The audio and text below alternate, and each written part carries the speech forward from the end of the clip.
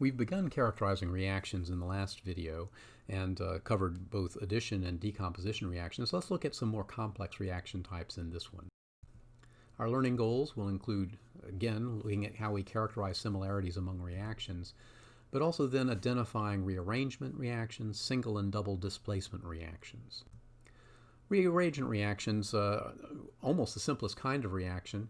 I've written this as A goes to A prime, basically to indicate that a change happened, but it's still got the same overall molecular formula. So this is the sort of thing you would see if two isomers interconvert from one to another.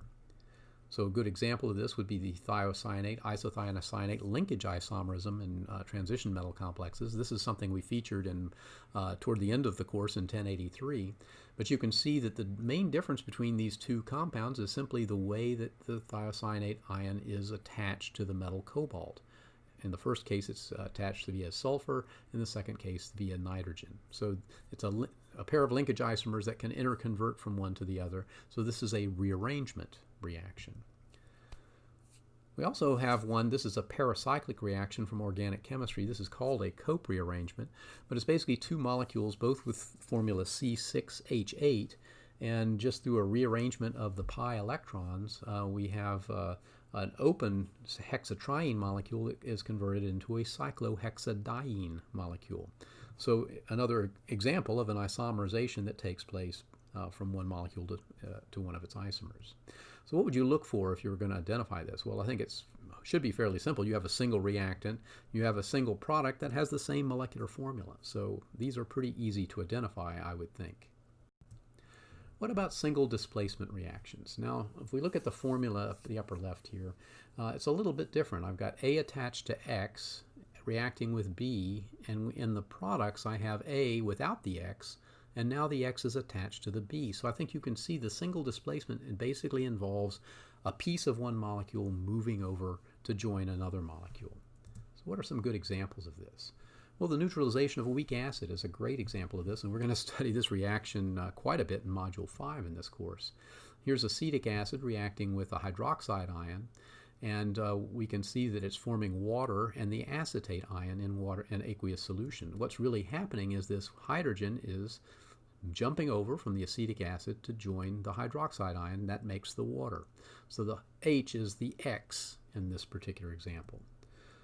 We also have a good example from organic chemistry, substitution reactions.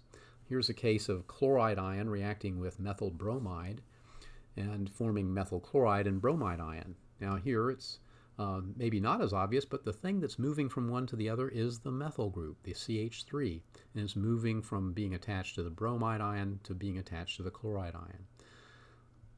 So what would we look for to identify a single displacement reaction? Well, we're going to look for two reactants.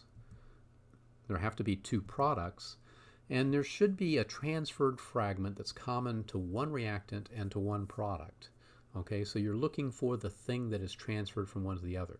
Now, I won't lie, these are a little bit more difficult to recognize than rearrangement reactions or addition reactions or decomposition reactions, but I think with a little bit of practice you'll get better at identifying these.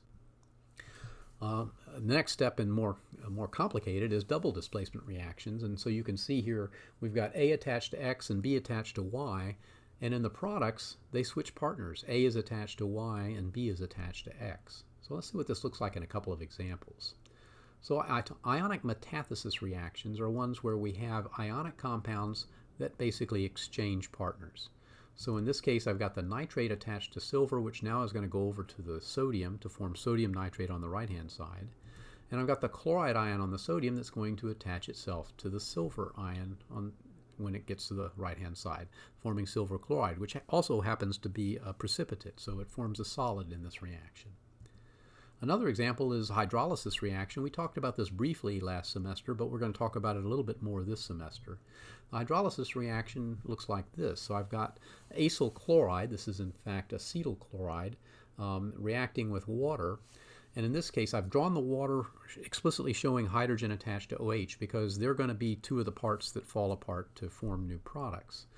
Now in this case, I've got the chloride is going to attach to the hydrogen to make hydrogen chloride on the right-hand side.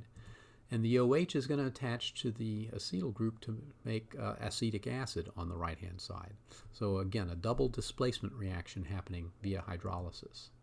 So in this case, what you want to look for are two reactants, two products, and you want to look for fragments that can be used to construct both reactants and products on both sides of the equation. So I hope this has helped you so you can recognize single and double displacement reactions as well as rearrangement reactions.